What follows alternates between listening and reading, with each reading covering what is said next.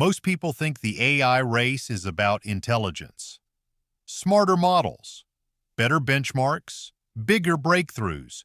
But that's not the real competition, because the smartest AI in the world doesn't win. The AI you use without thinking does. And right now, Apple, Google, and OpenAI are all fighting for something most people completely ignore: your habits. This week alone, AI headlines look like chaos. Governments are restricting access to advanced AI models. Companies are spending billions on chips, data centers, and acquisitions, and AI startups are hitting billion-dollar valuations across the world. On the surface, it looks like a technology race, but if you step back, it's something deeper. AI is no longer just software. It's becoming infrastructure. And when technology becomes infrastructure, the real battle changes.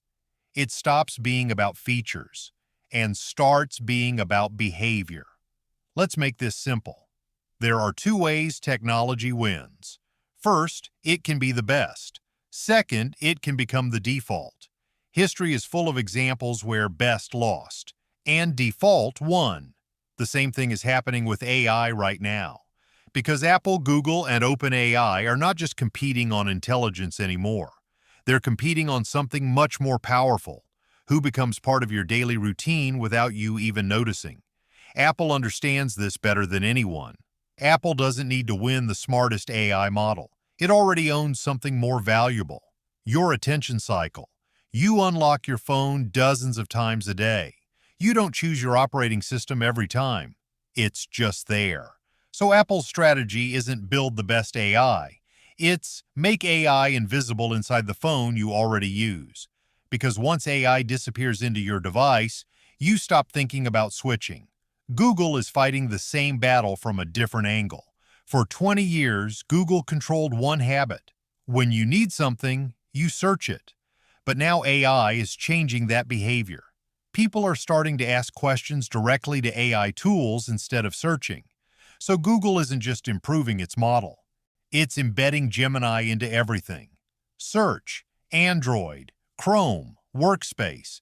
Because if your habit changes, Google's entire business changes. OpenAI is in a different position. It has the strongest AI brand in the world. But it doesn't control your phone. It doesn't control your browser. It doesn't control your operating system. So OpenAI has one major challenge: it must become a habit on its own.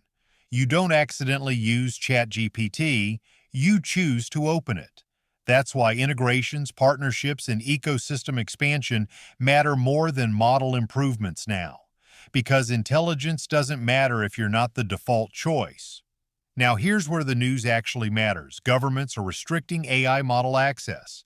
Companies are investing billions into chips, energy, and data centers. And AI acquisitions are accelerating across the industry. At first, these look unrelated, but they all point to the same shift. AI is becoming infrastructure, just like electricity, just like the internet. But here's the part most people miss. Infrastructure doesn't create winners by itself. Adoption does. And adoption is just another word for habits. If you still think the best technology always wins, history tells a very different story. Think about Microsoft Windows. For years, many people argued there were technically better operating systems available. Yet Windows became the standard for businesses around the world. Why? Because it became the default. People learned it. Companies adopted it. Schools taught it. And once a habit forms at that scale, changing becomes difficult. The same thing happened with social media. Facebook wasn't necessarily the first social network, but it became the place where your friends were. And once your network lives somewhere, leaving becomes harder. The habit becomes stronger than the technology itself. We're seeing the same pattern with AI. The company that becomes part of your daily routine gains an enormous advantage. Not because its model is better every day, but because people stop looking for alternatives. And that's where things become interesting. Imagine a student using AI to study every day, an entrepreneur using AI to research every day, a creator using AI to brainstorm every day, or an employee using AI to organize work every day. After a few months, those interactions become habits. And habits are incredibly powerful because habits don't require decisions. They become automatic. This is why Apple, Google, and OpenAI are investing so aggressively. They aren't just trying to build smarter AI.